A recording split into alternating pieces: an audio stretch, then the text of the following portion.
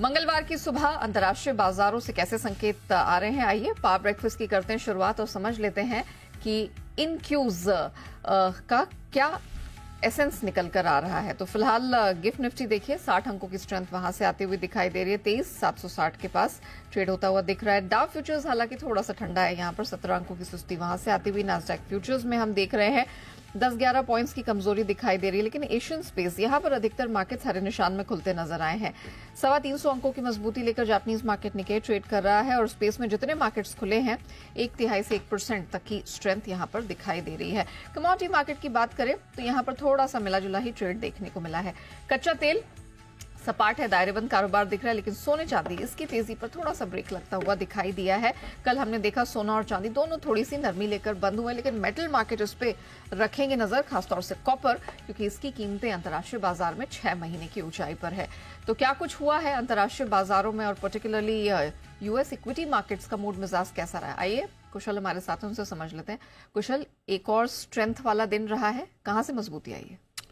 देखिए, स्ट्रेंथ के लिहाज से तो यूएस मार्केट्स में अच्छा आपको कल के दिन में बढ़िया ग्रोथ देखने को मिली है। अक्रॉस इंडाइसेस अच्छे खासे गेन्स आपको अक्रॉस द बोर्ड आते हुए दिख रहे थे। और ऑब्वियसली यहाँ पर सोमवार के सत्र में कल हमारे बाजारों में भी उस चीज़ का रिफ्लेक्शन आया और उसके बाद आप देखिए तो तमाम डाउ जोन्स, S&P 500 और साथ ही नैस्डैक में आपको अच्छे खासे गेन्स आते हुए नजर आ रहे थे। और इसके पीछे वजह बनी ऑफकोर्स टेस्ला के शेयर ने करीबन 12% का उछाल दिखाया और स्पेसिफिकली एनवीडिया के शेयर में भी अच्छी खासी तेजी थी।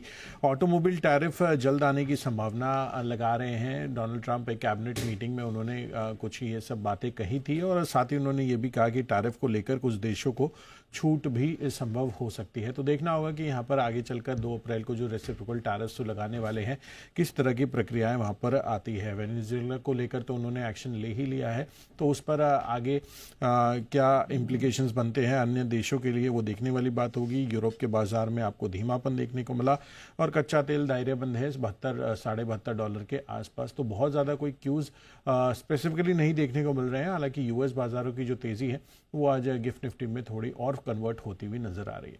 ऑलराइट, चलिए कुशल, थैंक यू सो मच वो पूरी डिटेल्स रखने के लिए। तो बेसिकली हम कह सकते हैं कि अंतर्राष्ट्रीय बाजारों की जो स्ट्रेंथ है वो यहाँ पर बरकरार है और ये एक तरह से हमारे मार्केट के लिए अच्छी बात है, गिवन द फैक्ट कि लगातार 6 दिनों से हम मजबूत क्लोजिंग दिखा रहे हैं। अब निफ्टी पर ही नजर डाल लीजिए, यहाँ पर हमने कल 300 अंकों से ज्यादा की मजबूती आते हुए देखी। 23,658 की क्लोजिंग है।